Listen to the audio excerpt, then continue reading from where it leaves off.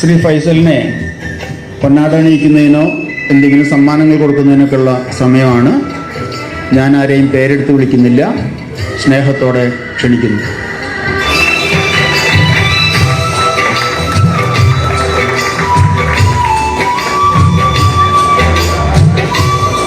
കൊല്ലത്തുനിന്നുള്ള സന്തോഷ് കുമാർ,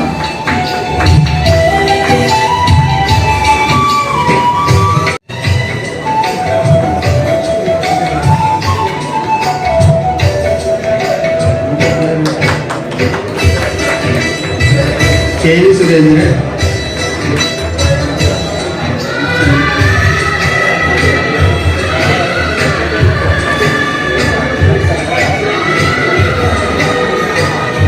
ഫൈസലിന്റെ കുടുംബത്തിൽ നിന്നും ഒരു അനർഘ സമ്മാനം.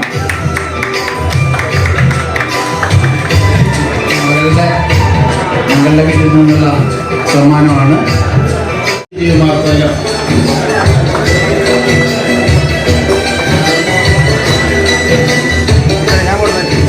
ശ്രീ അബൂബക്കർ,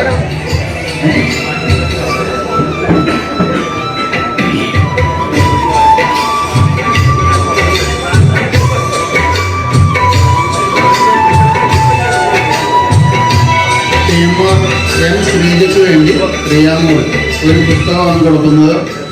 പുസ്തകങ്ങളെ ഏറെ സ്നേഹിക്കുന്ന ആളാണ് Faisal. Shri P D Johnson,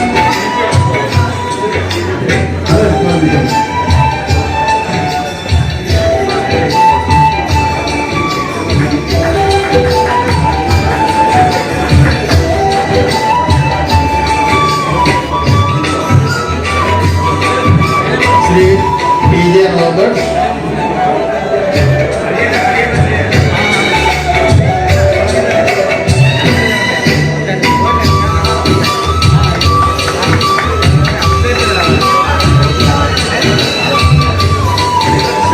Chandrasekharan,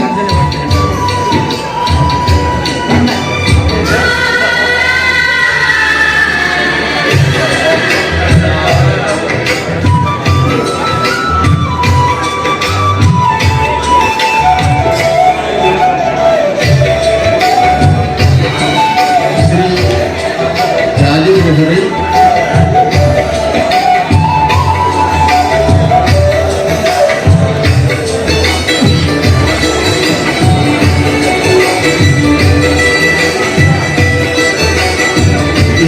Erode ഡിപ്പോയിൽ നിന്നും വിരമിച്ച ശ്രീ ജാനകിരാമന് വേണ്ടി ശ്രീ രൂപേഷ്,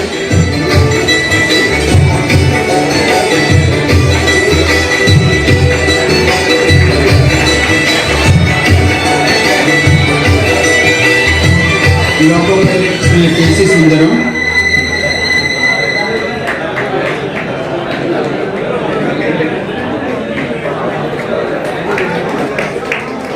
കാലിക്കറ്റ് ഡിപ്പോയ്ക്ക് വേണ്ടി ശ്രീ സുരേഷ്,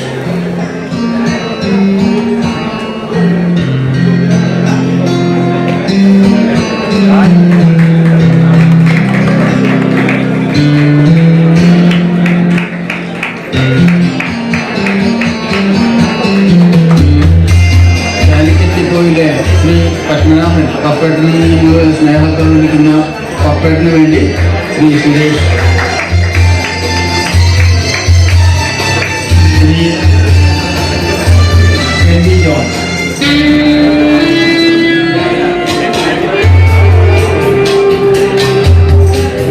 ലോകോപയിൽ ശ്രീ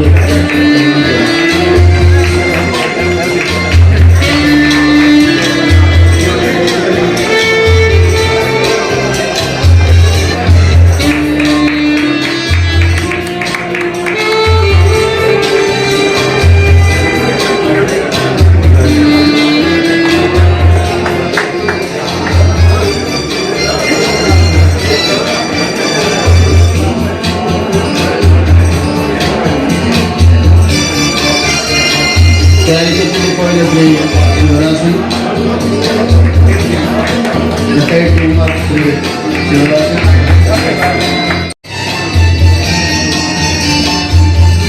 നമുക്ക് ആശംസകൾ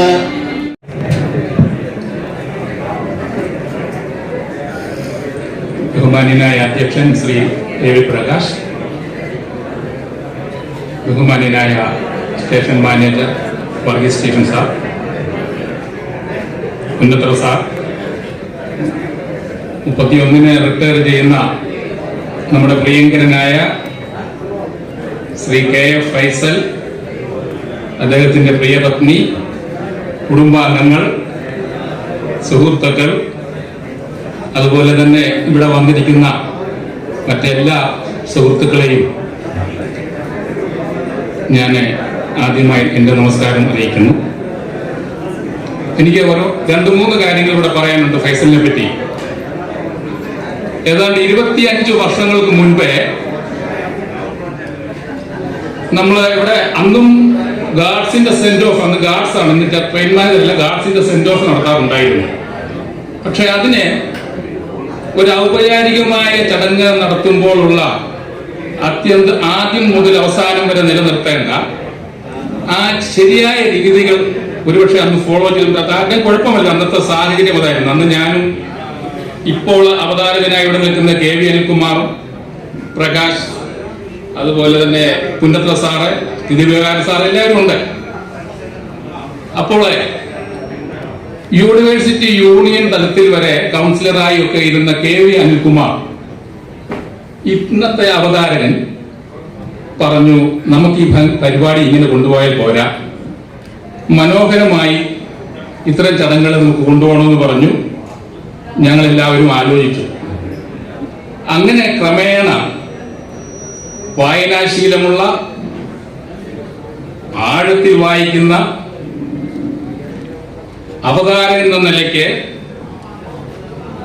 സാഹിത്യമായിക്കോട്ടെ ചരിത്രമായിക്കോട്ടെ ഉൾപ്പെടുത്തി ഏറ്റവും നല്ല രീതിയിൽ അവതരിപ്പിക്കാൻ സാധിക്കുന്ന ഫൈസലിനെ കെ വി അനിൽകുമാർ തന്നെ നിർദ്ദേശിച്ച് അദ്ദേഹത്തെ ആ രംഗത്തേക്ക് കൊണ്ടുവന്നു. അപ്പോൾ ഫൈസൽ പറഞ്ഞു, ഇന്നും രാവിലെ എന്തൊക്കെ പറഞ്ഞു, അനിൽകുമാർ എന്റെ ഗുരുവാണ്. അപ്പൊ ഞാൻ ആ മനുഷ്യന്റെ എളിമയെ പറ്റി ചിന്തിക്കുമായിരുന്നു. ഇന്ന് ഇവിടെ ഞാൻ ഈ ഭാഗത്തെ സത്യത്തിൽ നിങ്ങളുടെ എല്ലാം മനസ്സിൽ ഫൈസൽ നിൽക്കുന്ന ഒരു ഓർമ്മയാണ് നിങ്ങൾക്ക് ഉണ്ടാവുന്ന എനിക്കറിയാം. ഫൈസൽ ഇവിടുന്ന് റിട്ടയർ ചെയ്ത് പോയാലും ഇനി എത്ര കാലം കഴിഞ്ഞാലും ഈ ഇവിടുത്തെ ഗാർഡ്സിന്റെ തലമുറയുടെ ഏറ്റവും അവസാനത്തെ ആള് പോലും റിട്ടയർ ചെയ്യുന്നതും വരെയും തീർച്ചയായും പറയും, ഞങ്ങൾക്കൊരു ഫൈസൽ സാർ ഉണ്ടായിരുന്നു. എത്ര മനോഹരമായിട്ടാണ് ഇവിടെ കാര്യങ്ങൾ ഒരു അവതാരം എന്ന നിലയ്ക്ക് അവതരിപ്പിച്ചിട്ടുള്ളത്. അദ്ദേഹത്തിന്റെ ഒരു TD രാമകൃഷ്ണൻ എന്ന് പറഞ്ഞ സാഹിത്യത്തിന്റെ, മലയാള സാഹിത്യത്തിന് മുതൽക്കൂട്ടായ അദ്ദേഹത്തിനോടുള്ള സൗഹൃദമൊക്കെ അത് വളരെയധികം, അതുപോലെ അനിൽകുമാരുമായിട്ടുള്ള സൗഹൃദമൊക്കെ അത് വളരെയധികം സഹായിച്ചിട്ടുണ്ടാകാം. ഇപ്പോൾ തന്നെ നമ്മൾ പറഞ്ഞു, അദ്ദേഹത്തിന്റെ അദ്ദേഹമായിട്ട് ഒരുമിച്ച് കുറെ നാളുകൾ പാലക്കാട് താമസിച്ചതാണ്. അപ്പോൾ ഈ അദ്ദേഹത്തെ ഈ രംഗത്തേക്ക് കൊണ്ടുവന്നപ്പോൾ നമ്മളിപ്പോൾ ഈ ഫോട്ടോയിൽ കാണുമ്പോൾ ഫൈസലിനെ ഫോട്ടോയ്ക്ക് വേണ്ടി പോസ് ചെയ്തതാണെന്ന് സത്യത്തിൽ അപരിചിതരായ ആൾക്കാർ വിചാരിക്കും. എന്നാൽ ഈ ഫൈസലിനെ പരിചയമുള്ള എല്ലാവർക്കും അറിയാം, ഏതാണ്ട് 80% നരച്ച വെള്ളി കളറുള്ള മുടി, നല്ലപോലെ പുറമോട്ട് ചീകി ഒതുക്കി, ചുളിവില്ലാത്ത ഒരു ഷർട്ടും പാന്റും ഇട്ട്, ഒരു പെട്ടിയും പിടിച്ച് ചെറു പുഞ്ചിരിയോടുകൂടി പ്ലാറ്റ്ഫോമിന്റെ അറ്റത്തു നിന്ന് ഒരാൾ വരുന്നത് കണ്ടാൽ അത് ഫൈസലാണ്, മറ്റാരുമല്ല. കാരണം അത്ര മനുഷ്യനെ ആകർഷിക്കാൻ പറ്റുന്ന ഒരു വ്യക്തിയാണ്. ഞാൻ ഒരു 4 വർഷം ഇവിടെ സൂപ്പർവൈസറായിട്ടിരുന്നു. ഈ കാലഘട്ടത്തിൽ എനിക്ക് അദ്ദേഹത്തെ വളരെയധികം മനസ്സിലാക്കാൻ സാധിച്ച 1-2 കാര്യങ്ങൾ. ഒരു കാര്യം, ഒരിക്കൽ പോലും ലീവിന് വേണ്ടിയിട്ട് അനാവശ്യമായിട്ട് അദ്ദേഹം സമീപിക്കാറില്ല. അഡ്വാൻസ് ആയിട്ട് തന്നെ ലീവ് ചോദിക്കും. അങ്ങനെ ചോദിച്ച് ആ ലീവ് കിട്ടാൻ വേണ്ടിയിട്ട് അദ്ദേഹം നമ്മളെ റിമൈൻഡ് ചെയ്യും. നമ്മൾക്ക് കൊടുക്കാൻ പറ്റാത്ത സാഹചര്യമാണെങ്കിലും അദ്ദേഹത്തിന് സൽസ്വഭാവി ആയതുകൊണ്ടും സ്റ്റേഷൻ മാനേജറുമായിട്ട് ഗാർഡ് സൂപ്പർവൈസറിൽ നിന്ന് ക്ലാസിഫിക്കേഷൻ ABCD ക്ലാസിഫിക്കേഷൻ നടത്തുമ്പോൾ ഫൈസലിന്റെ പേര് ഒരിക്കലും Aയിൽ നിന്ന് താഴോട്ട് പോകത്തില്ല. ആ ഫൈസലിനെ ഇവിടുത്തെ എല്ലാ ഓഫീസർമാർക്കും അറിയാം, എല്ലാ ഗാർഡ്സിനെയും എല്ലാ ഡോക്കോ പൈലറ്റിനെയും ഒക്കെ അറിയാം. പക്ഷെ നല്ലവരെ അവർ ശരിക്കും നോട്ട് ചെയ്യും, മോശക്കാരെ നോട്ട് ചെയ്യും. അതാണ് ഒരു ദിവസം 2017 ഇദ്ദേഹം ഒരു മാസം ലീവ് എഴുതി വെച്ചു, 7 ദിവസത്തെ ലീവ്. ഞാൻ ബാക്കിയുള്ളവർക്കെല്ലാം ലീവ് എല്ലാം കൊടുത്ത് ഫൈസലിനും കൊടുക്കാമെന്ന് കണ്ടിരിക്കുമ്പോൾ GMന്റെ ഇൻസ്പെക്ഷൻ സർപ്രൈസ് ആയിട്ട് അടുത്ത ദിവസം ആർക്കും ലീവ് കൊടുക്കരുത്, പൊസിഷനൊക്കെ എടുത്ത് ലീവ് കൊടുക്കരുതെന്ന് പറഞ്ഞു. അപ്പോൾ ഇതിനിടയ്ക്ക് AOയും വിളിച്ചു. ഞാൻ പറഞ്ഞു, സാറേ ഒരാൾക്കും കൂടി ലീവ് കൊടുക്കണമെന്ന് പറഞ്ഞു. അതാരാ? അത് KA ഫൈസൽ. അത് ഒരു മാസം മുമ്പ് എഴുതി വെച്ചതാണ്. ശരി, KA ഫൈസൽ അല്ലേ? KA ഫൈസലിന് ലീവ് കൊടുത്തില്ല, അതിനിപ്പോ ഒന്നും മാറ്റി വെക്കണ്ട. കാരണം KA ഫൈസലിനെ പാലക്കാട് ഡിവിഷനിൽ വെച്ചേ അറിയാവുന്ന AOയുമാണ് ഇപ്പൊ നമ്മുടെ ഡിവിഷനിൽ വർക്ക് ചെയ്യുന്നത്. അത്രയും അഭിപ്രായം മറ്റുള്ളവരുടെ മനസ്സിൽ ഉണ്ടാക്കിയെടുക്കാൻ ഫൈസലിന് സാധിച്ചിട്ടുണ്ട്. നാം ഇവിടെ TD രാമകൃഷ്ണന്റെ നോവലിനെ പറ്റി പറഞ്ഞു, പച്ച മഞ്ഞ ചുവപ്പ്. ഈ നോവലിലെ സാധാരണ ജനങ്ങളും അധികാരികളും തമ്മിലുള്ള സംഘർഷങ്ങളെ പറ്റി വിവരിക്കുന്നു. ഫൈസല് അധികാരികളെ പിണക്കാതെ, ബഹുമാനക്കുറവ് കാട്ടാതെ സാധാരണ ജനങ്ങളോടൊപ്പം, സാധാരണ തൊഴിലാളികളായിക്കോട്ടെ, സാധാരണ പൊതുജനങ്ങൾ, യാത്രക്കാരായിക്കോട്ടെ, അവരോടൊപ്പം എന്നും നിലനിന്നിട്ടുണ്ട്. അതുപോലെ അദ്ദേഹത്തിന്റെ വേറെ 1-2 സവിശേഷതകളോട് ഞാൻ പറയുകയാണ്. അദ്ദേഹം മനുഷ്യനെല്ലാവരും വിദ്യാലയങ്ങളിൽ നിന്ന് പാഠങ്ങൾ പഠിച്ചിട്ടാണ് പരീക്ഷ എഴുതുന്നത്. എന്നാൽ നമ്മുടെ ജീവിതത്തിൽ പരീക്ഷകൾക്ക് ശേഷമാണ് നമ്മൾ പല പാഠങ്ങളും പഠിക്കുന്നത്. ഇങ്ങനെ ജീവിതത്തിൽ നിന്ന് പഠിച്ചതും ഈ പഠിക്കാത്തവരും ഉണ്ട്. അനുഭവങ്ങൾ ഉണ്ടായാലും പഠിക്കാത്തവരുണ്ട്. ഇപ്പൊ സ്വന്തം ജീവിതാനുഭവത്തിൽ നിന്നും, മറ്റുള്ളവർ പഠിച്ചിട്ട് മനസ്സിലാക്കിയതിൽ നിന്നും, പഠിച്ചിട്ട് മനസ്സിലാക്കാത്തവരുടെ നിന്നും ഒക്കെ ധാരാളം അനുഭവങ്ങൾ സമ്പാദിച്ചെടുത്ത വ്യക്തിയാണ് ഫൈസൽ. അത് അദ്ദേഹത്തിന്റെ ജീവിതത്തിലെ വിജയത്തിന് വളരെ മുതൽക്കൂട്ടായിട്ടുണ്ട്. ഒരുപക്ഷെ ഞാൻ എന്റെ അസൂയൊന്നും പറയുന്നതായിരിക്കത്തില്ല, ഇങ്ങനത്തെ പഠനം കൂടിപ്പോയതുകൊണ്ടായിരിക്കും അദ്ദേഹം ഈ ഗാർഡ് സൂപ്പർവൈസർ എന്നൊരു പോസ്റ്റ് മാത്രം ഏറ്റെടുത്തില്ല. കാരണം മനസ്സിലായി, അവിടെ ഇരുന്നാൽ പലരുടെ അനുഭവം മനസ്സിലാക്കിയപ്പോൾ ഇതത്ര നല്ലൊരു പരിപാടിയില്ലാന്ന് തോന്നി. അപ്പോൾ ചുരുക്കത്തിൽ ഞാൻ അധികം നീട്ടുന്നില്ല, ഇതിനെല്ലാം ഒരു പ്രത്യേക കാരണമുണ്ട്. അദ്ദേഹത്തിന്റെ കുടുംബത്തെ നന്നായിട്ട് കൊണ്ടുപോകാനും, മക്കളെ നല്ല നിലയിലാക്കാനും, ഭാര്യയെയും അപ്പനെയും അമ്മയും സഹോദരങ്ങളെ എല്ലാവരെയും വളരെ സ്നേഹത്തോടെ, നമ്മുടെ ഓരോ കാര്യം പറയുമ്പോൾ അറിയാം ഇത്ര സ്നേഹബന്ധമുള്ള കുടുംബമുണ്ട്. ഇതൊക്കെ സാധിക്കുന്നതിനൊരു പ്രധാന കാരണമുണ്ട്. അത് നാം വിദ്യാലയങ്ങളിൽ നിന്ന് തന്നെ പഠിച്ച ഒരു കവിതയുടെ ഒരേ ഒരു വരി മാത്രം ഓർത്താൽ മതി. സാധ്യമല്ല അഹംഭാവത്തിന് ഭവൽ സന്നിധിയിലേക്ക് എത്തി നോക്കിയിടുവാൻ. അഹംഭാവത്തിന് ഭഗവാന്റെ സന്നിധിയിലേക്ക് എത്തി നോക്കിയിടാൻ പറ്റത്തില്ല എന്നാണ് നമ്മളെ കവി പഠിപ്പിച്ചത്. എത്രയോ സത്യമായ കാര്യം.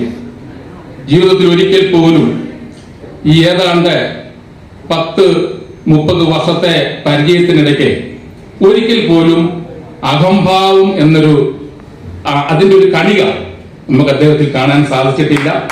എല്ലാവരോടും ഒരുപോലെ സത്യത്തിനും ന്യായത്തിനും വേണ്ടി മാത്രം നിലകൊള്ളുകയും, ആവശ്യം എവിടെയുണ്ടോ അവിടെ ഓടിച്ചെന്നെത്തി സഹായിക്കുകയും, മതപരമായ ആചാരങ്ങളും സാമൂഹികപരമായ നിഷ്ഠകളും ഒക്കെ അനുസരിച്ച് മാത്രം ജീവിക്കുന്ന ശ്രീ ഫൈസലിനെ ഇനിയും ഇനിയുള്ള ജീവിതവും ഫൈസലിന്, കുടുംബത്തിന്, എല്ലാവർക്കും നല്ലതുപോലെ മനോഹരമായി ആക്കി തീർക്കാൻ സർവേശ്വരൻ കരുണ കാണിക്കട്ടെ എന്ന് ആശംസിച്ചുകൊണ്ട് ഞാൻ എന്റെ വാക്കുകൾ നിർത്തുന്നു. നന്ദി, നമസ്കാരം.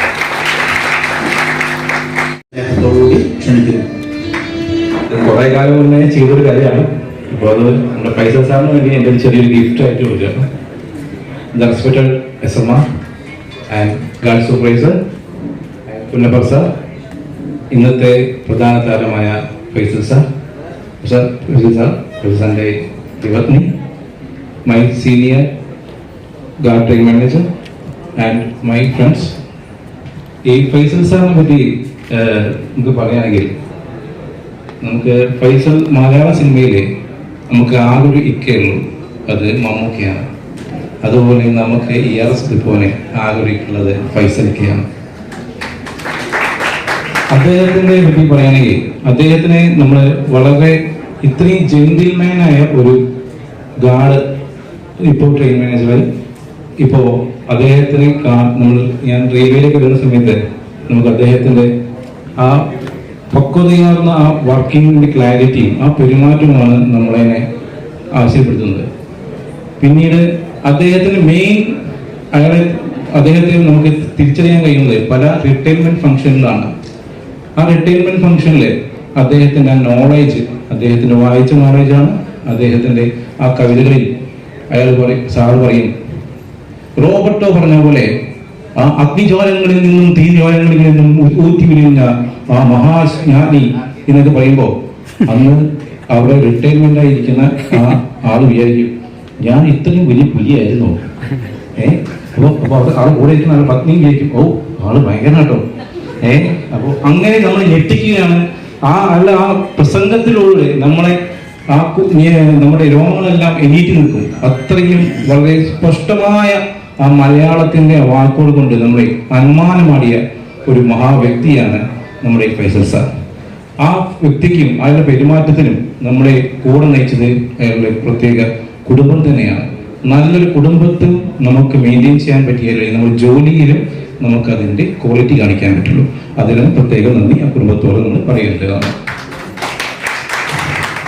മലയാള സിനിമയിൽ ഞാൻ പണ്ട് കുറച്ച് അവതരിപ്പിച്ച് ഞാൻ കോളേജിൽ പഠിക്കുന്ന സമയത്ത് പിന്നെയൊക്കെ വിട്ടു പറഞ്ഞു. പിന്നെ സമയം ഉണ്ടായില്ല, നമ്മൾ ജോലി കയറിയ സമയത്ത് പിന്നെ അതിനൊന്നും സമയം കിട്ടിയില്ല. പിന്നെ ഇടയ്ക്കൊക്കെ കൂടുതൽ ടീം വെക്കാറുണ്ടായിരുന്നു. അപ്പം ഏതാനും കുറച്ച് കഥാപാത്രങ്ങൾ ഞാൻ അവതരിപ്പിക്കാം. നിങ്ങളുടെ കയ്യടിയാണ് എൻ്റെ മെയിൻ. ഈ കയ്യടിയോട് ഞാൻ അതിൽ ഓരോന്നും അവതരിപ്പിച്ചെടുക്കും. മലയാള സിനിമയിൽ നമുക്ക് മറക്കാനാവാത്ത ഒരു പ്രധാന കഥാപാത്രമാണ് അഞ്ഞൂറാൻ. ഗോഡ് ഫാദർ എന്ന സിനിമയിൽ നമ്മളെ ഞെട്ടിധരിച്ച അഞ്ഞൂറാൻ NN പിള്ള.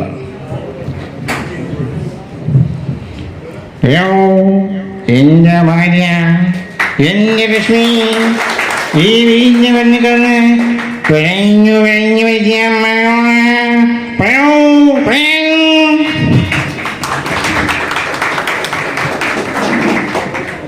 മലയാള സിനിമയിൽ മറ്റൊരു സൂപ്പർ സ്റ്റാർ നമുക്ക് ഫൈസൽ ഖാൻ പോലെയുള്ള ഒരാളാണ് മമ്മൂക്ക.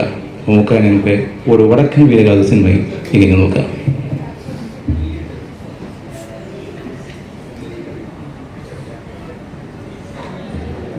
ഇരിപ്പാട് മാറ്റി പുള്ളടി വെച്ച് ഒരിക്കൽ ചൂട് കുടിക്കാൻ കൊല്ല് 16 കിലോമീറ്റർ ചെത്തു. മാറ്റച്ചൂട് ചോദിച്ചപ്പോൾ കള്ളം പറഞ്ഞവൻ ചെത്തു. നിങ്ങൾക്കൊന്നും മറി നമുക്കല്ലേ അറിയില്ല. ഈ ചതിയിൽ ചതി തോൽപ്പിക്കാൻ ആനായി പിറന്നവരാരും ഈ ഭൂമിയിലില്ല. തിരിച്ചു പോ, തിരിച്ചു പോ.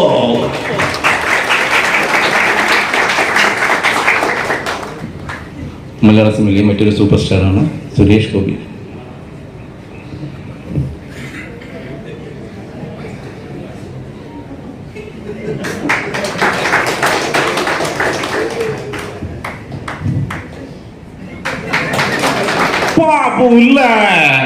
ഓർമ്മയുണ്ടോ ഈ മുഖം? ഓർമ്മ കാണില്ലെന്നറിയാം. നിനക്കൊക്കെ മനസ്സിലായോ? ഞാൻ അങ്ങ് തൃശ്ശൂർ എടുക്കും പറഞ്ഞ എടുത്തിരിക്കും. പോട്ടെ.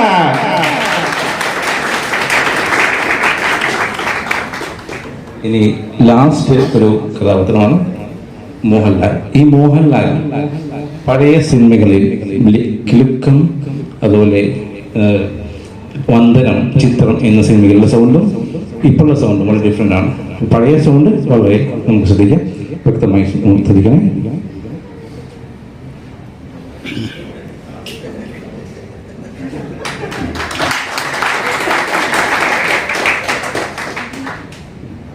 അയ്യോ, എന്താ പ്രഷർ?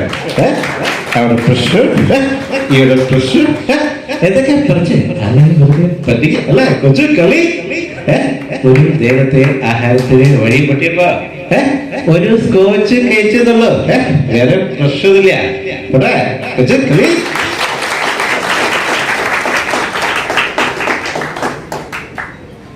ഇതേ മോഹൻലാൽ 6-ാം തമ്പുരാൻ സിനിമയിൽ വന്നപ്പോൾ എന്ന് നോക്കാം.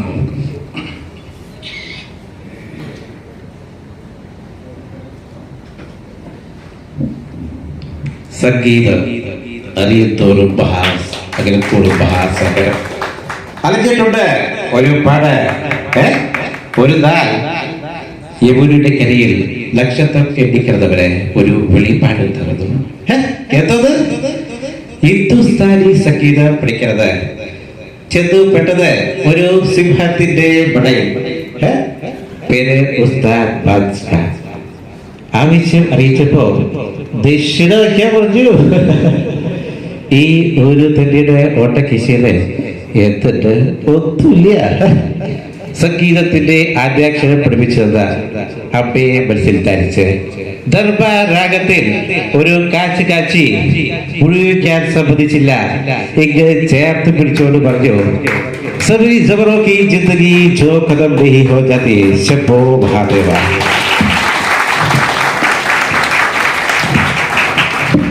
Thank you. ഈ കയ്യടിയാണ് എൻ്റെ ഏറ്റവും വലിയ പ്രചോദനം. Thank you. പ്രിയപ്പെട്ട സദസ്സിലുള്ളവരെ, ഈ ഫൈസലിനെ സംബന്ധിച്ച് പറയാനുള്ളത്, ഇന്നത്തെ അദ്ദേഹത്തിൻ്റെ സർവീസിൽ നിന്ന് വിരമിക്കുന്ന ദിവസം എല്ലാ സർവീസിൽ നിന്ന് വിരമിക്കുന്ന അതിപ്രധാനപ്പെട്ട ഒരു ദിവസമാണ്. തൻ്റെ കുടുംബാംഗങ്ങളും തനിക്കും ഓർമ്മയിൽ സൂക്ഷിക്കുന്ന ഒരു ദിവസമാണ് സർവീസിൽ നിന്ന് വിരമിക്കുന്ന ദിവസം. ഇന്നേ ദിവസം എനിക്ക് വലിയൊരു പ്രത്യേകതയായി തോന്നി. ഞാനും സർവീസിൽ നിന്ന് വിരമിച്ചവൻ തന്നെയാണ്. അദ്ദേഹത്തിൻ്റെ ഫോട്ടോ നിങ്ങൾ ശ്രദ്ധിച്ചിട്ടുണ്ടോ? ഒന്ന് നോക്കൂ അദ്ദേഹത്തിൻ്റെ ഫോട്ടോയിലേക്ക്. മനസ്സിൻ്റെ സന്തോഷം അതിലില്ലേ? മുഖത്തിനൊരു തേജസ്സില്ലേ? ഏത് കോർണറിൽ നിന്ന് നോക്കിയാലും അത് നിങ്ങളെ നോക്കുന്ന രീതിയിലാണ് നമ്മുടെ ഫൈസലിൻ്റെ ഫോട്ടോ. ഇത് ഫോട്ടോഗ്രാഫർ എടുത്ത ഫോട്ടോഗ്രാഫറുടെ മെച്ചെന്ന് പറയാൻ കഴിയില്ല. അത് അദ്ദേഹത്തിൻ്റെ മനസ്സിൻ്റെ സന്തോഷത്തിൻ്റെ ഭാഗമായി അതിൽ പ്രതിഫലിക്കപ്പെട്ടിരിക്കുന്നു എന്നുള്ളത് വളരെ പ്രധാനമാണ്. ഫൈസലെ, ആ ഫോട്ടോ കാലത്തേക്കും അവരുടെ കുടുംബം സൂക്ഷിച്ചു വെക്കണം.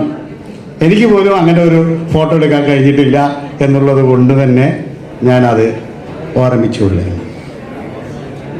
ഫൈസലെ സംബന്ധിച്ചിടത്തോളം സവിനയം, സ്നേഹസമ്പന്നമായി, വളരെ പ്രായോഗികമായി ജീവിതത്തെ കൊണ്ടുപോകുന്നൊരു സ്വഭാവക്കാരനാണ്. വിശ്വാസങ്ങളാണെങ്കിലും അതുപോലെ തന്നെ ചിന്തയിലും യുക്തിപരമായ ചിന്തയും. ഇന്നിപ്പോൾ യുക്തിചിന്തയൊക്കെ വളരെ കുറഞ്ഞു വരുന്ന ഒരു കാലഘട്ടമാണ്. റിവേഴ്സ് ഗിയർ പോയിക്കൊണ്ടിരിക്കുന്ന ഒരു അന്ധവിശ്വാസത്തിൻ്റെയും അനാചാരത്തിൻ്റെയും കാലഘട്ടത്തിലാണ്. പക്ഷേ എല്ലാറ്റിനും ഒരു വ്യക്തതയുള്ള, ദൃഢമായ വിശ്വാസമുള്ള, അതിനനുസരിച്ച് തൻ്റെ ജീവിതം ക്രമപ്പെടുത്തുന്നതിൽ, കുടുംബത്തെയും ക്രമപ്പെടുത്തുന്നതിൽ, അതിനെ ലക്ഷ്യസ്ഥാനത്ത് എത്തിക്കുന്നതിലുള്ള പ്രാഗൽഭ്യം ഒന്ന് വേറെ തന്നെയാണ്.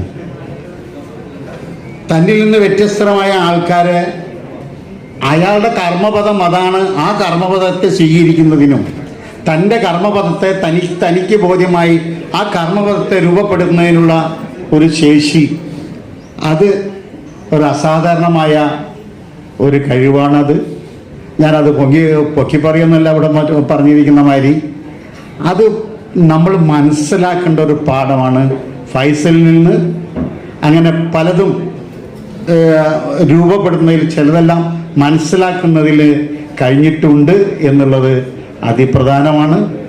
ഫൈസലിൻ്റെ ഈ റിട്ടയർമെൻറ്റിന് ഈ കുടുംബാംഗങ്ങൾക്കും എല്ലാവർക്കും തന്നെ എല്ലാവിധ ഐശ്വര്യവും സമ്പദ് സമൃദ്ധമായ നല്ല സന്തോഷകരമായ അത് ഫൈസലിന് ഉണ്ടാവും എന്നുള്ളത് വളരെ വ്യക്തമാണ്. സന്തോഷകരമായ ഒരു ജീവിതം ആശംസിച്ചുകൊണ്ട്, കുടുംബാംഗങ്ങൾക്ക് ആശംസിച്ചുകൊണ്ട് എൻ്റെ വാക്കുകൾ നിർത്തും. ആരാണ് ഫൈസൽ സാറെന്നൊന്നും എനിക്കറിയില്ല. കാരണം അദ്ദേഹം മെയിൽ ലിങ്കിലാണ് വർക്ക് ചെയ്തത്. ഞങ്ങൾ കൂടുതലും ഗുഡ്സിലും പാസ്റ്റിനെ ഫ്രണ്ട്സിലും. അങ്ങനെയാണ് അദ്ദേഹത്തെ ആദ്യമായിട്ട് പരിചയപ്പെടുന്നത്. ഒരു ദിവസം ഞാനിങ്ങനെ TVC റണ്ണിങ് റൂമിൽ അദ്ദേഹം കിടന്ന് ഉറങ്ങുകയാണ്. അപ്പോൾ ആരാണെന്ന് അറിയില്ല. അപ്പോൾ ഞാൻ പുറത്ത് ഇറങ്ങി പോകാനുള്ളൊരു മടിയും കൊണ്ട് ഞാനൊരു മൊബൈൽ ടോർച്ചിൽ ബുക്ക് വായിച്ചുകൊണ്ടിരിക്കുമ്പോൾ ഒരാൾ എഴുന്നേറ്റിട്ട് ലൈറ്റ് ഇട്ടോ വായിച്ചോ എന്ന് വളരെ ശാന്തനായിട്ട് പറഞ്ഞു. ഞാൻ വിചാരിച്ചത് എഴുന്നേറ്റ ആളൊരു ചീത്ത പിടിക്കാനായിരിക്കും എന്നാണ് പ്രതീക്ഷിച്ചത്. അപ്പോൾ പുള്ളി അത് കുഴപ്പമില്ലാന്നൊക്കെ പറഞ്ഞ് വായിച്ചു എന്ന് പറഞ്ഞു. അങ്ങനെ അതിനുശേഷം കുറച്ച് സമയം കഴിയുമ്പോഴാണ് ഞാൻ പരിചയപ്പെടുന്നത്. അതിനുശേഷം ഇതുവരെ ഞാൻ അദ്ദേഹത്തോട് റെയിൽവേയെ കുറിച്ചുള്ള ഒരു കാര്യവും സംസാരിച്ചിട്ടില്ല. ഈ പറയുന്ന ആൾക്കാർ പറയുന്ന ഒരു സംശയത്തിനോ ഒന്നിനു വേണ്ടിയാണ് അദ്ദേഹത്തോട് അപ്രോച്ച് ചെയ്തിട്ടില്ല. ഇന്ന് വരെ കണ്ട അപൂർവ നിമിഷങ്ങളിൽ പോലും പുസ്തകങ്ങളെ കുറിച്ച് മാത്രമാണ് അദ്ദേഹത്തോട് സംസാരിച്ചിട്ടുള്ളത്. അപ്പോൾ ചെറുതായിട്ടൊക്കെ വായിക്കുന്ന ഒരു വ്യക്തി എന്ന നിലയിൽ പുസ്തകങ്ങൾ വായിക്കുന്ന ആളെ കാണുന്നത് തന്നെ വലിയൊരു സന്തോഷമുള്ള കാര്യമാണ്. പിന്നെ മറ്റൊരു കാര്യം എന്ന് പറഞ്ഞാൽ സാറിന് എനിക്ക് സുദീപ് സാറ് പറഞ്ഞതുപോലെ തന്നെ വളരെ കണ്ടന്റഡ് ആയിട്ടൊരു വ്യക്തിയായിട്ടാണ് എനിക്ക് തോന്നുന്നത്. ഇപ്പോൾ പൊതുവെ ആൾക്കാർക്ക് നഷ്ടപ്പെട്ടുകൊണ്ടിരിക്കുന്ന ഒരു ക്വാളിറ്റിയും കണ്ടന്റ്മെൻ്റാണ്. ഒന്നിലും തൃപ്തിയില്ലാതിരിക്കുക, എല്ലാത്തിനോടും പരാതി, ഭയങ്കര പെട്ടെന്ന് ദേഷ്യം വരിക, ഇതൊക്കെയാണ് പൊതുവെ ആൾക്കാരിൽ നിന്ന് കാണപ്പെടുന്ന ഒരു പുതിയൊരു സ്വഭാവം.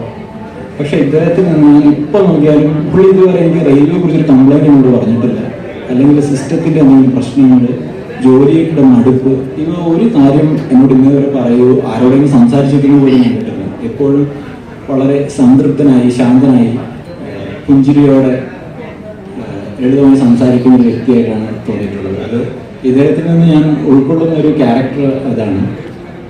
പിന്നെ പറയുകയാണെങ്കിൽ ഇദ്ദേഹത്തെ പോലൊരു വ്യക്തി ട്രാൻസ്ഫറായി റെയിൽവേ എന്ന വലിയൊരു കുടുംബത്തിൻ്റെ ഈ സംഗമത്തിൽ ഞാൻ തികച്ചും ഒരു അന്യനാണ് എന്നെനിക്കറിയാം. ഇന്ന് നിങ്ങളുടെ സർവീസിൽ നിന്ന് വിരിയുന്ന ശ്രീ ഫൈസൽ, അദ്ദേഹവുമായി നിങ്ങൾക്കുള്ളത്ര കാലത്തെ പരിചയം എനിക്കില്ല. എൻ്റെ മകൻ അദ്ദേഹത്തിൻ്റെ മകളെ വിവാഹം ചെയ്ത 10 കൊല്ലത്തിന് ഇടയിലുള്ള ബന്ധം മാത്രമാണ് ഞങ്ങൾ തമ്മിലുള്ളത്. ഒരു കാര്യം ഞാൻ പറയാം, ഈ റിട്ടയർമെന്റ് ഒരു പ്രാസംഗികനോട് പറഞ്ഞു സന്തോഷമുള്ള കാര്യമാണ്. അത് ശരിയല്ല. കാരണം എന്നോടൊപ്പം പ്രാക്ടീസ് തുടങ്ങി അദ്ദേഹം ഹൈക്കോടതി ജഡ്ജിയായി. ഹൈക്കോടതി ജഡ്ജിമാർ സ്ഥാനം എടുക്കുമ്പോഴോ പിരിയുമ്പോഴോ ഞാൻ പോയി കാണാറില്ല. പക്ഷെ ഇദ്ദേഹത്തെ കാണേണ്ടി വന്ന് ഞങ്ങളൊരു ഓഫീസിൽ വർക്ക് ചെയ്തവരായതുകൊണ്ട് റിട്ടയർ ചെയ്യുന്നതിൻ്റെ തലേ ദിവസം ചേംബറിൽ പോയി ഞങ്ങൾ കണ്ടു, ഹൈക്കോടതി വെച്ച് തന്നെ. അപ്പൊ അദ്ദേഹം പറഞ്ഞു, ഈ റിട്ടയർമെന്റിനെ ഓർത്തുകൊണ്ട് ഒരു 2-3 മാസമായി വലിയ വിഷമമാണ്, വലിയ വഴിയാണ് നടക്കുന്നത്. അതായത് ഇതിനോടൊക്കെ റിട്ടയർ ചെയ്താൽ പിന്നെ അവർക്ക് അവിടെ സ്ഥാനമില്ല. അദ്ദേഹം അഡ്വക്കേറ്റ് ആയിരുന്നിട്ടുണ്ട്, ഗവൺമെന്റ് ബീഡറായിട്ടുണ്ട്, വക്കീൽമാരൊക്കെ ആയിട്ട് ബന്ധപ്പെട്ട് ജഡ്ജി ആയിക്കഴിഞ്ഞ് റിട്ടയർ ചെയ്തതിനാൽ പിന്നെ ഞങ്ങളായിട്ട് യാതൊരു ബന്ധവുമില്ല. ചിലർ സുപ്രീം കോടതി പ്രാക്ടീസ് ചെയ്യും. അത് പറഞ്ഞു വന്നത്, നമ്മുടെ റിട്ടയർ ചെയ്യുന്ന അദ്ദേഹം ഇത് റിട്ടയർ ചെയ്യുന്ന മാസങ്ങൾ കുറച്ച് വിഷമത്തിൽ തന്നെയായിരിക്കും. നിങ്ങൾ പറഞ്ഞു സന്തോഷം, ശരിയാണ്. സ്വസ്ഥമായ ജീവിതം കിട്ടുന്നതല്ല. ഇത്രയും വലിയൊരു കുടുംബത്തിലെ അംഗമായിരുന്ന, റെയിൽവേ എന്ന വലിയൊരു സാമ്രാജ്യമാണ്, അവിടെ അംഗമായിരുന്ന അദ്ദേഹം അതൊക്കെ വിട്ടാണ് പോകുന്നത്. പക്ഷേ കുറച്ച് സഹപ്രവർത്തകർ അദ്ദേഹത്തോട് പ്രവർത്തിച്ചവർ കുറെ കാലം അദ്ദേഹത്തോടൊപ്പം ഉണ്ടാവും. അത് ഞങ്ങൾ ബന്ധുവാകുന്നതിന് മുമ്പ് ഞാൻ പറയപ്പോഴത്തെ വിവാഹങ്ങളൊക്കെ നടക്കാറ് നിങ്ങൾക്കറിയാം, ഒരു ബ്രോക്കർ ഉണ്ടായിരിക്കും ഇങ്ങനെ വീടുകളെ കൂട്ടിമുട്ടിക്കാൻ. ഞങ്ങൾ തമ്മിലുള്ള ബന്ധത്തിന് ഒരു ബ്രോക്കർ ഉണ്ടായിരുന്നില്ല. വളരെ അവിചാരിതമായി ആകസ്മികമായി ഞാൻ അദ്ദേഹത്തെ പരിചയപ്പെടുന്നു, ഞങ്ങൾ പ്രൊസീഡ് ചെയ്യുന്നു, അത് നടന്നു. ഒരു കാര്യം നമ്മൾ വയ്ക്കണം, നമുക്ക് നഷ്ടപ്പെടാതിരിക്കേണ്ട ഒരു മുതൽക്കൂട്ട് എന്ന് പറയുന്നത് ഒരു പുഞ്ചിരിയാണ്, സ്മൈൽ. ലാഫും സ്മൈലും വ്യത്യാസമുണ്ടെന്ന് നിങ്ങൾക്കറിയാലോ. അപ്പൊ ഒരു മനുഷ്യന്റെ, വിശ്വാസിയുടെ മുഖം പ്രസന്നമായിരിക്കണം. അത് നമ്മൾ പറയുന്ന നറുപുഞ്ചിരി, അതൊരു ചെലവില്ലാത്ത കാര്യമാണ്. എന്റെ പ്രവാചകൻ പോലും പഠിപ്പിച്ചത് എങ്ങനെയാണ്? അതായത് നിങ്ങൾ ഈ കടന്നലിന്റെ മുഖം, കടന്നൽ മുഖത്തിൽ കുത്തിയ പോലെ വീർപ്പിച്ചിരുന്ന മുഖക്കാരെയല്ല നമ്മൾ ആകർഷിക്കുക, എപ്പോഴും ഒരു നറുപുഞ്ചിരി ഉണ്ടാവണം. ആ ഒരു ക്വാളിറ്റി നിങ്ങളുടെ എന്ന് പിരിയുന്ന സുഹൃത്തിനുണ്ട്. പുഞ്ചിരിയോടുകൂടിയാണ് അദ്ദേഹം നമ്മുടെ ഫേസ് ചെയ്യുന്നത്. അത് വലിയൊരു മുതൽക്കൂട്ടാണ്, ഒരു ധനമാണ്, നഷ്ടപ്പെടാത്ത ധനമാണ്. പിന്നെ റെയിൽവേയെ കുറിച്ച്, റെയിൽവേ പോകുമ്പോൾ ഞാൻ ഒറ്റ കാര്യം ഇതുവരെ ശ്രദ്ധിച്ചിട്ടുള്ളൂ. മഹാത്മാഗാന്ധിയുടെ ഒരു വാചകം എഴുതി വെച്ചിട്ടുണ്ട്. Customer is the master. നമ്മളെല്ലാം ഒരർത്ഥത്തിൽ അല്ലെങ്കിൽ മറ്റൊരർത്ഥത്തിൽ എല്ലാത്തിൻ്റെയും കസ്റ്റമേഴ്സാണ്. ഒരു കക്ഷി ഇല്ലെങ്കിൽ എൻ്റെ ജോലിക്ക് പ്രസക്തിയില്ല. ഞാൻ വക്കീലിൻ്റെ ബോർഡും ഓഫീസ് വെച്ചിരുന്ന ഒരു കക്ഷി വന്നില്ലെങ്കിൽ എന്തിനുണ്ട്? ഒരു കുട്ടികളില്ലെങ്കിൽ ഒരു അധ്യാപകൻ ആ സ്കൂളിൽ ഒരു സ്ഥാനമില്ല. കുട്ടികൾ വേണം, എന്നാലേ സ്കൂൾ നിലനിന്ന് പോകുള്ളൂ. അതുപോലെ ഓരോ കാര്യത്തിലും, അതുപോലെ റെയിൽവേ എന്ന സ്ഥാപനത്തിൽ യാത്രക്കാരില്ലെങ്കിൽ ട്രെയിൻ അവിടെ സ്റ്റേഷനിൽ തന്നെ പിടിക്കേണ്ടത്. യാത്രക്കാർ വേണം. ഒരു പണിമുടക്കം എന്തായാലും യാത്രക്കാരില്ലെന്ന് വിചാരിക്കാം, ട്രെയിന് പണിയില്ല. അതുപോലെ ഓരോ ജീവിതത്തിൻ്റെ ഓരോ രംഗത്തും നമുക്ക് നമ്മുടേതായ കുറെ കസ്റ്റമേഴ്സ് ഉണ്ട്. അവരോടുള്ള പെരുമാറ്റമാണ് നമ്മളാക്കി മാറ്റുന്നത്.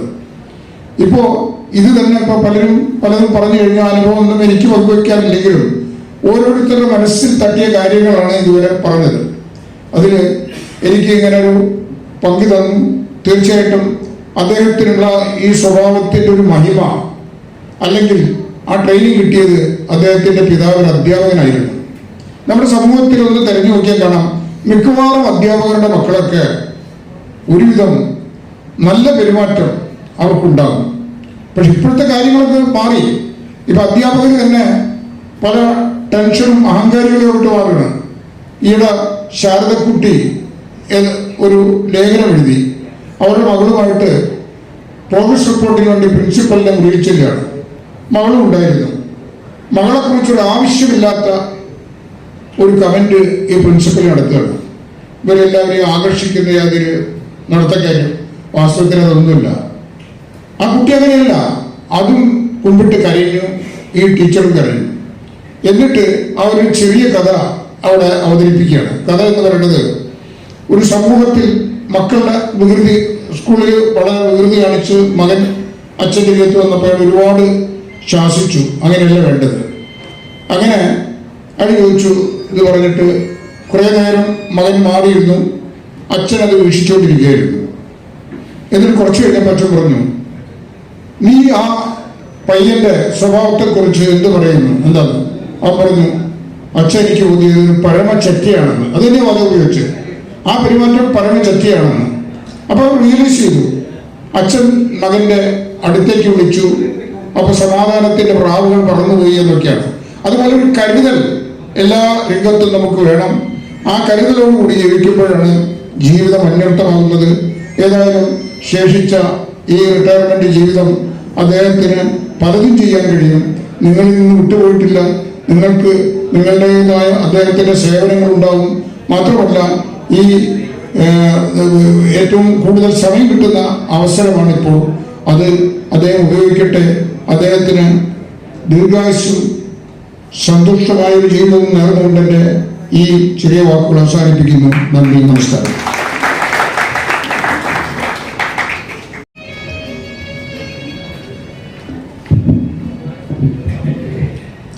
ശ്രീ ജി വിജയകുമാർ ആശംസകൾ അറിയിക്കും. ഈ പറഞ്ഞതിനകത്ത് ചെറിയ വ്യത്യാസം കാണും. കാരണം 10-25 വർഷത്തെ മുമ്പുള്ള കഥയാണ്. അപ്പോൾ വയസ്സിന് ഭയങ്കര ചൂടായിരുന്നു. അന്ന് ഫസ്റ്റ് ക്ലാസ് കമ്പാർട്ട്മെന്റ് ഉണ്ട്. ആ ഫസ്റ്റ് ക്ലാസ് കമ്പാർട്ട്മെന്റില് പുള്ളി കിടന്നപ്പോ ചൂടെടുത്തിട്ട് ഷർട്ട് കൊളുത്തി ഇട്ടിട്ട് പുള്ളി അത് കിടന്നു. ക്ഷീണം കൊണ്ട് ഉറങ്ങിപ്പോയി. 4:30 പകൽ സമയത്ത് രാജുവേൽ ഇറങ്ങുമ്പോ ഷർട്ടില്ല. ഒന്ന് ആലോചിച്ച് നോക്ക്. ഞാൻ ആദ്യം തിരിച്ചു പോയി. പിന്നെ ഞാൻ ആലോചിച്ചപ്പോഴാ മനസ്സിലായത് എന്തൊരു ബുദ്ധിമുട്ടാന്ന് നോക്കുക. അറിയാവുന്ന സ്റ്റേഷനിൽ ഷർട്ട് ഇല്ലാതെ പൈസ നിൽക്കുന്നു. അത് കഴിഞ്ഞ് പിന്നെ ഓട്ടോ ഡ്രൈവറെ വിളിച്ച് അയാളെ കൊണ്ട് ഏതോ കടയിൽ പോയെന്നോ എങ്ങനെയോ ഷർട്ടൊക്കെ ഒപ്പിച്ചാണ് വീട്ടിലെത്തിയത്. ഇത് ശരിയാണെന്നാണ് എന്റെ വിചാരം. ആ കാര്യം ഞാൻ എപ്പോഴും ഇതൊരു കഥയായിട്ട് എഴുതാൻ നല്ലൊരു വിഷയമാണ്. ശരിക്കും ഇത് പൊടിപ്പും തൊങ്ങലും ഒക്കെ വെച്ച് എഴുതാൻ അറിയാവുന്നവർക്കാണെങ്കിൽ നല്ലൊരു കഥയാണ് അത്. പിന്നെ ഭാര്യയെ കുറിച്ച് പറയുന്നതെന്ന് പറഞ്ഞു കഴിഞ്ഞാൽ പരിസ്ഥിതി എല്ലുമ്പോഴേ കിടക്ക ഇങ്ങനെ ഇരിക്കുകയെന്ന് പറഞ്ഞു. അത് അങ്ങനെ ഒരു കാര്യം പറയുന്നത് പണ്ട്. അത് സത്യമാണെന്ന് അറിയത്തില്ല. കാര്യം ക്ഷീണിച്ചായിരിക്കും എപ്പോഴും വീട്ടിൽ എത്തുക. അപ്പം ചെന്ന ഉടനെ ഉറങ്ങണമല്ലോ. ഉറങ്ങിക്കഴിഞ്ഞ് കഴിഞ്ഞാൽ അപ്പോഴത്തേക്ക് അടുത്ത ഡ്യൂട്ടിക്ക് സമയമാകും എന്ന് പറഞ്ഞൊരു കഥയും. ഇത് രണ്ടുമാണ് വയസ്സിനെ കുറിച്ച് പഴയ കാര്യങ്ങൾ എന്റെ മെമ്മറിയിൽ ഇരിക്കുന്നത്. നിങ്ങളെ പറഞ്ഞ ബോറടിപ്പിക്കുന്നില്ല. ഇനി ഫൈസലിന് ഒരു സന്തോഷകരമായ ഒരു റിട്ടയർമെന്റ് ജീവിതം ഞാൻ ആശംസിക്കുന്നു. Thank you. പ്രിയപുത്രൻ മുഹമ്മദ്, അദ്ദേഹം ലെവൽ 10 ഓഫീസറാണ് ISROയിൽ അഹമ്മദാബാദിൽ.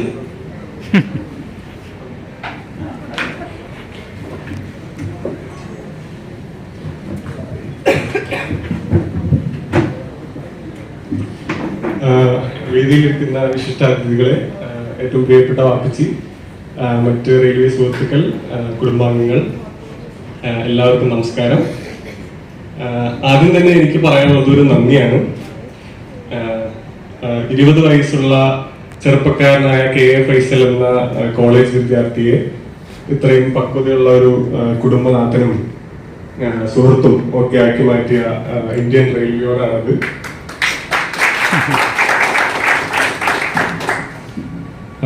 കഴിഞ്ഞ 40 വർഷത്തിനിടയിൽ വാപ്പച്ചി കടന്നുപോയിട്ടുള്ള അനുകൂലവും പ്രതികൂലവുമായ സാഹചര്യങ്ങളിലൂടെ ആകണം ഈ ഒരു വളർച്ച സംഭവിച്ചിട്ടുണ്ടാവുക.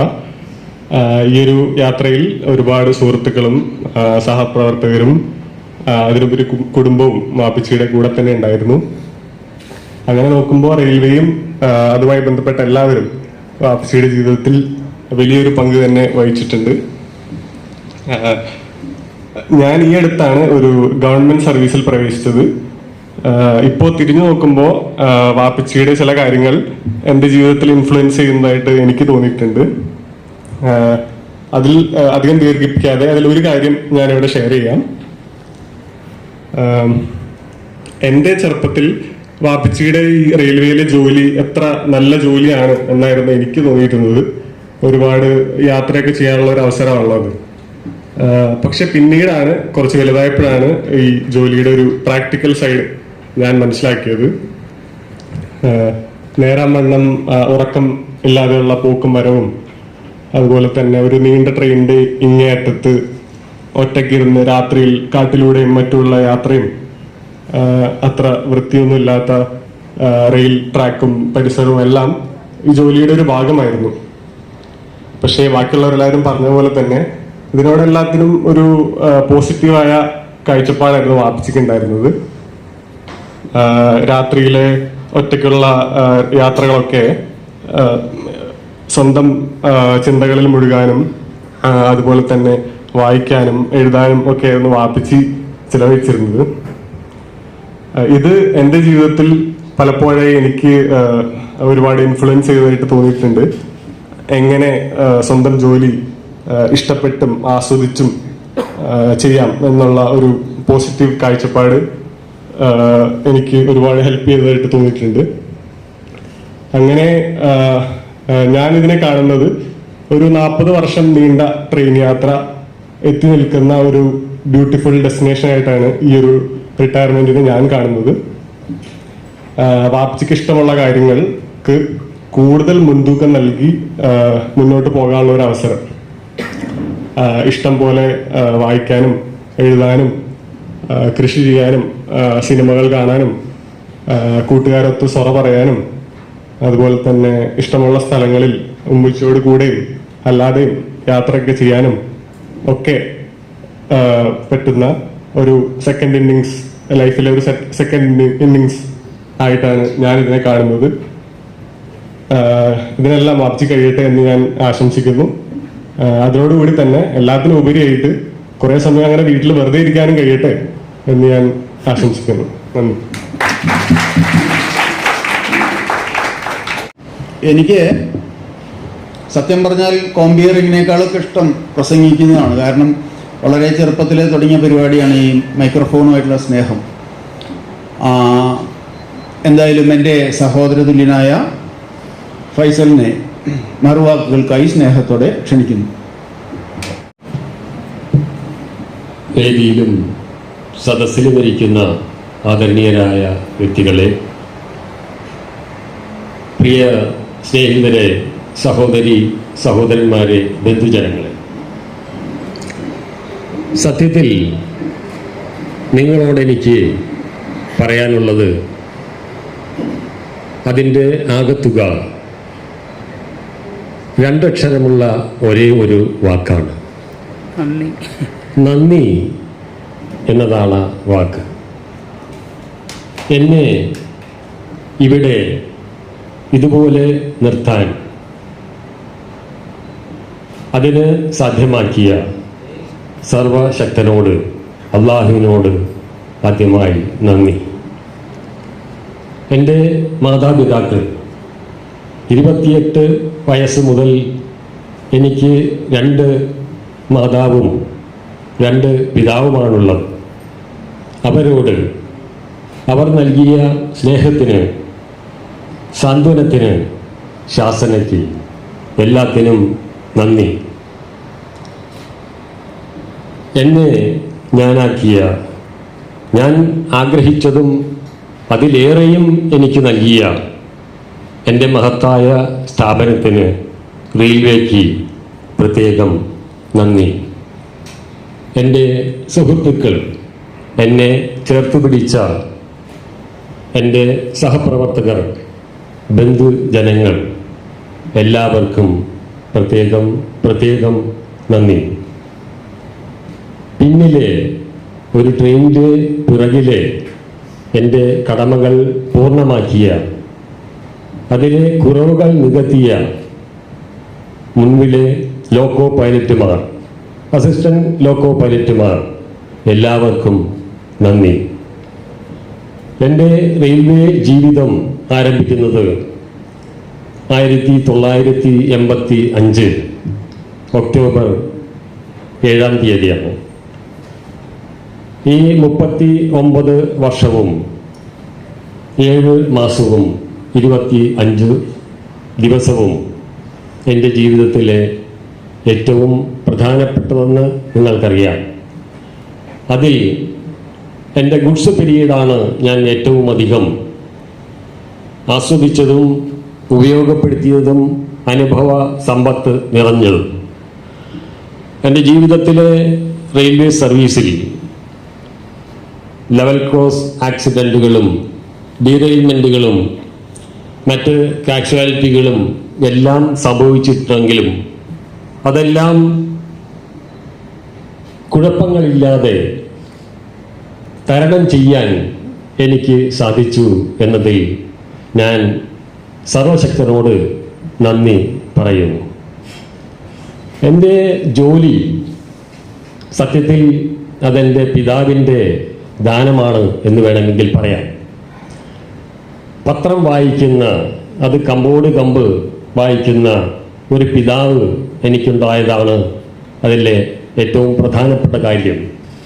മലയാള മനോരമ പത്രത്തിൻ്റെ ഒരു കോണിൽ വന്ന railway train Trivandrum and Palakkad ഡിവിഷൻ്റെ ഒരു പരസ്യം പകർത്തിയെടുത്ത് അദ്ദേഹം തന്നതിൽ ഞാനൊരു ഒപ്പിട്ടു എന്നുള്ളതാണ് ആദ്യത്തെ കാര്യം. അതിനുശേഷം ഞാൻ പോയി പരീക്ഷ എഴുതി എങ്കിലും അതിന് നിമിത്തമായത് അദ്ദേഹത്തിൻ്റെ പത്രവായനയാണ് എന്നുള്ളത് ഞാൻ പ്രത്യേകം സ്മരിക്കുന്നു. ഞാൻ എൻ്റെ കൂട്ടുകാരെ, വീട്ടുകാരെ, ബന്ധുജനങ്ങളെ ഓർമ്മിപ്പിക്കുന്നു. പത്രവായനയുടെ പ്രാധാന്യം നാം എപ്പോഴും അറിഞ്ഞിരിക്കേണ്ടതാണ്. പത്രവായന മാത്രമല്ല, എൻ്റെ ജീവിതത്തിലെ പല സന്നിഗ്ധ ഘട്ടങ്ങളിലും എനിക്ക് കൂട്ടായത്, എനിക്ക് തണലായത്, എന്നെ വഴി നടത്തിയത് എൻ്റെ വായനയാണ്. അത്ര വലിയ വായനയൊന്നും അല്ലെങ്കിലും എൻ്റെ ജീവിതത്തിൽ അത് എനിക്ക് വളരെയധികം സഹായകമായിരുന്നു എന്നതിൽ ഞാൻ അഭിമാനിക്കുന്നു, സന്തോഷിക്കുന്നു. എൻ്റെ ഇനിയും എനിക്ക് നന്ദി പറയാനുള്ളത്, ഞാൻ ഏറ്റവും അധികം എൻ്റെ കാഴ്ചപ്പാടുകളെ രൂപപ്പെടുത്തിയ 2 പേർ, ഒരാൾ TD രാമകൃഷ്ണനാണ്, അതുപോലെ തന്നെ മറ്റൊരാൾ ശ്രീ KV അനിൽകുമാർ. ഇവരുടെ സത്യസന്ധമായ കാഴ്ചപ്പാടുകളുടെ വെളിച്ചം എൻ്റെ ജീവിതത്തിൽ എന്നും എനിക്ക് ഉണ്ടായിരുന്നു. സ്വപ്നങ്ങൾ സ്വർഗകുമാരികളാണെന്ന് വയലാർ പറയാറുണ്ടെങ്കിലും ഒരു റണ്ണിംഗ് സ്റ്റാഫിനെ സംബന്ധിച്ചിടത്തോളം പലപ്പോഴും അത് നരകകുമാരികളാവാറുണ്ട്. വേറൊന്നും കണ്ടല്ല, നമ്മുടെ ഉറക്കത്തിൽ പലപ്പോഴും നാം ഞെട്ടിയുണരാറുള്ളത് ഒരു ട്രെയിൻ മിസ് ചെയ്യുന്നതിൻ്റെയോ ഒരു ആക്സിഡൻ്റ് ആകുന്നതിൻ്റെയോ ചിന്തകളിലൂടെ അല്ലെങ്കിൽ അതിൻ്റെ ഇമേജുകൾ നിറഞ്ഞ ഒരു പ്രത്യേക അന്തരീക്ഷത്തിലാണ് ഞാൻ പലപ്പോഴും ഞെട്ടി ഉണർത്തിയിട്ടുള്ളത്. എൻ്റെ കൂട്ടുകാരും പലപ്പോഴും അത് പറഞ്ഞിട്ടുണ്ട്. പക്ഷേ കഴിഞ്ഞ ഒരു കൊല്ലത്തോളമായി അത്തരം നിദ്രകൾ, പേടിപ്പെടുത്തുന്ന നിദ്രകൾ എനിക്കുണ്ടായിട്ടില്ല. അതിൻ്റെ കാരണക്കാരൻ എൻ്റെ പ്രിയ സുഹൃത്ത് ശ്രീ AB പ്രകാശ് എന്ന ട്രെയിൻ മാനേജർ സൂപ്പർവൈസറാണ്. എൻ്റെ സുഹൃത്തിൻ്റെ ഗൈഡൻസിൽ ഒരു അപകടങ്ങളും അല്ലെങ്കിൽ ഒരു ട്രെയിൻ ലേറ്റ് ആകുന്ന അവസരങ്ങളും എനിക്ക് തരണം ചെയ്യാത്തതായില്ല എന്ന് എനിക്ക് ബോധ്യമുണ്ട്. ആ ഒരു ബോധ്യമായിരിക്കണം എൻ്റെ നിദ്രകളെ കൂടുതൽ സന്തോഷപ്രദവും സ്വർഗകുമാരികളും ആക്കിയത്. അദ്ദേഹത്തിന് ഞാൻ പ്രത്യേകം നന്ദി അറിയിക്കുന്നു. ഞാൻ ഇടപഴകിയിട്ടുള്ള സ്റ്റേഷൻ മാനേജർമാർ, മറ്റു സ്റ്റാഫ്, പാഴ്സൽ സൂപ്പർവൈസർമാർ, പാഴ്സൽ ഓഫീസിലെ ജീവനക്കാർ, പാഴ്സൽ പോർട്ടർമാർ, എൻ്റെ ബോക്സ് കൈകാര്യം ചെയ്തിട്ടുള്ള വ്യക്തികൾ എല്ലാം വളരെ സന്തോഷത്തോടെ, തൃപ്തിയോടെ എന്നോട് വളരെ അനുഭാവപൂർണമായും എനിക്ക് വേണ്ട എല്ലാ സഹകരണങ്ങളും നൽകിയിട്ടുണ്ട്. അവരെയെല്ലാം നന്ദി അറിയിക്കാൻ ഞാൻ ഈ അവസരം ഉപയോഗപ്പെടുത്തുകയാണ്. ഈ ഫംഗ്ഷൻ ഇതുപോലെ സംഘടിപ്പിക്കാൻ കൈമൈ നിറഞ്ഞ് പോരാടിയ, പണിയെടുത്ത, ബുദ്ധിമുട്ടിയ ഒരാളാണ് ശ്രീ അജേഷ് ടി തോമസ്. അദ്ദേഹത്തിന് എനിക്കൊരിക്കലും മറക്കാൻ കഴിയില്ല, എൻ്റെ കുടുംബത്തിനും. അതുപോലെ തന്നെ ഇതിൻ്റെ പിന്നിൽ പ്രവർത്തിച്ച എബ്രഹാം ജേക്കബ്, സാവുൽ റോച്ച, രാംമോഹൻ ഉണ്ണി, മറ്റ് കൂട്ടുകാർ ഇന്ന് കാലത്ത് ഇവിടെ വന്ന് ഈ ഹോൾ അറേഞ്ച് ചെയ്യാൻ ഇതിന് സഹായിച്ച എൻ്റെ പ്രിയ സുഹൃത്തിൻ്റെ മക്കൾ, ഭാര്യ ശ്രീമതി വീണ, എല്ലാവരെയും ഞാൻ പ്രത്യേകം നന്ദി അറിയിക്കുന്നു. എൻ്റെ കൗമാര കുതൂഹലങ്ങളെ വർണ്ണാഭമാക്കിയ, അതിൻ്റെ എല്ലാ വശങ്ങളെയും അതിന് എനിക്ക് എല്ലാ സഹായങ്ങളും, എനിക്ക് എല്ലാ ഡയറക്ഷൻ തരികയും അർത്ഥപൂർണമാക്കുകയും ചെയ്തത് എൻ്റെ ഏറ്റവും അടുത്തതും ആത്മാർത്ഥവുമായ സുഹൃത്താണ്, എൻ്റെ ബന്ധുവാണ്, അബു ഫാസൽ എന്ന അബു. അദ്ദേഹം ഇവിടെയുണ്ട്. അദ്ദേഹത്തിന് ഞാൻ പ്രത്യേകം നന്ദി അറിയിക്കുന്നു. എൻ്റെ സഹോദരങ്ങൾ, എൻ്റെ ബന്ധുജനങ്ങൾ, അവരെല്ലാം എന്നെ ഏത് സമയത്തും തണലിലാക്കി കൊടപിടിച്ചവരാണ്. അവരോട് ഞാൻ പ്രത്യേകം നന്ദി അറിയിക്കുന്നു. സ്വർഗത്തിലിരുന്ന് ഈ ചടങ്ങ് വീക്ഷിക്കുന്ന 3 പേരെ എനിക്കൊരിക്കലും മറക്കാനാവില്ല. ഒന്ന്, എൻ്റെ ഭാര്യാപിതാവ്, അദ്ദേഹത്തിൻ്റെ സാന്ത്വനം, ഉപാധികളില്ലാത്ത സ്നേഹം. അതുപോലെ തന്നെ അദ്ദേഹത്തിൻ്റെ മകൻ, എൻ്റെ ബ്രദറിലോ ശ്രീ ഹാരിസ്, അദ്ദേഹത്തിൻ്റെ അസാന്നിധ്യം ഞാൻ എന്നും എപ്പോഴും അനുഭവിക്കുന്നുണ്ട്. അതുപോലെ ശുദ്ധനായ ഒരു വ്യക്തിയെ ഞാൻ ഇതുവരെ കണ്ടുമുട്ടിയിട്ടില്ല എന്ന് പറയുന്നത് ഒരിക്കലും അതിശയോക്തിയല്ല. അതുപോലെ തന്നെ എൻ്റെ ജീവിതത്തിൽ എന്നെ അക്ഷരങ്ങളിലേക്ക് വഴി നടത്തിയത് എൻ്റെ കൊച്ചാപ്പയാണ്. എൻ്റെ എളിമ ഇവിടെയുണ്ട്. ആ കൊച്ചാപ്പയ്ക്കും ഞാൻ പ്രത്യേകം നന്ദി എൻ്റെ മനസ്സിൽ ഞാൻ കൊണ്ടു നടക്കുന്നു. അവർ ഈ ചടങ്ങ് സ്വർഗത്തിലിരുന്ന് കാണുന്നുണ്ടാകും എന്ന് തന്നെയാണ് ഞാൻ പ്രതീക്ഷിക്കുന്നത്. അതുപോലെ എൻ്റെ മക്കൾ, എൻ്റെ മകൻ, അവരുടെ കുഞ്ഞുമക്കൾ എല്ലാവരും എൻ്റെ ജീവിതത്തിൽ ഞാൻ ആര് ആണെങ്കിലും അത് ആക്കിയത് അവരാണ്. ഇനി ഒരാൾ മാത്രമേ ബാക്കിയുള്ളൂ. അവരെപ്പറ്റി, എൻ്റെ ഭാര്യയെപ്പറ്റി ഞാൻ പ്രത്യേകം പറയാൻ ആഗ്രഹിക്കുന്നില്ല. വേറൊന്നും കൊണ്ടല്ല, ഞാൻ എന്നെ തന്നെ പുകഴ്ത്തുന്നത് ഒരു ശരിയായ പ്രവൃത്തിയല്ല എന്നതുകൊണ്ടാണ്. അവരില്ലാതെ ഞാനില്ല. ഞാൻ എന്തെങ്കിലും ആയിട്ടുണ്ടെങ്കിൽ എൻ്റെ കുറവുകൾ, എൻ്റെ കണ്ണും കാതും കരളും അവരാണ്. എൻ്റെ എല്ലാം എന്ന് വേണമെങ്കിൽ പറയാം. ഈ മൈക്കിൽ പറയേണ്ട ഒരു കാര്യമല്ല എങ്കിൽ കൂടിയും എനിക്കത് ഒരിക്കലും ഒഴിവാക്കാനാവില്ല. പിന്നെ ഇവിടെ എത്തിയ നിങ്ങൾ ഓരോരുത്തരും, എൻ്റെ സുഹൃത്തുക്കൾ, ഏറ്റവും പ്രധാനപ്പെട്ട ഒരാൾ ശ്രീ വിജയമോഹൻ സാർ. അദ്ദേഹം മംഗലാപുരത്ത് 40 കൊല്ലത്തിന് മുമ്പ് ഞാൻ പരിചയപ്പെട്ടയാളാണ്. അദ്ദേഹത്തിൻ്റെ പ്രത്യേക താല്പര്യത്തോടു കൂടി അദ്ദേഹം ഇവിടെ എത്തിയിട്ടുണ്ട്. അദ്ദേഹത്തിന് ഞാൻ പ്രത്യേകം നന്ദി അറിയിക്കുന്നു. ഓരോരുത്തർക്കും അതുപോലെ എൻ്റെ ഹൃദയത്തോട് ഏറ്റവും അടുത്ത വ്യക്തിയാണ് ഇപ്പോൾ ഇവിടെ സംസാരിച്ച ശ്രീ അസീസ് സാർ. അദ്ദേഹത്തിനും അദ്ദേഹത്തിൻ്റെ കുടുംബത്തിനും പറഞ്ഞ നേരുകൾക്കും പറയാതെ വിട്ട കുറവുകൾക്കും കൂടി നന്ദി പറഞ്ഞുകൊണ്ട് ഞാൻ നിർത്തുന്നു. ഒരിക്കൽ കൂടി റെയിൽവേക്ക് നന്ദി, നമസ്കാരം. അവസാന ഘട്ടത്തിലേക്ക് കിടക്കുകയാണ്. യോഗത്തിന് നന്ദി പറയുന്നത് എറണാകുളം TMR വെൽഫെയർ അസോസിയേഷൻ്റെ കരുത്തനായ പ്രവർത്തകൻ ശ്രീ അജേഷ് T. തോമസ് ആണ്. വൈകി ഈ വേളയിൽ സുദീർഘമായ ഒരു വോട്ട് ഓഫ് താങ്ക്സിൻ്റെ ആവശ്യം ഇവിടെയില്ല. എന്നെങ്കിലും എൻ്റെ കർത്തവ്യത്തിലേക്ക് കടക്കുന്നതിന് മുമ്പ് ഞാനൊരു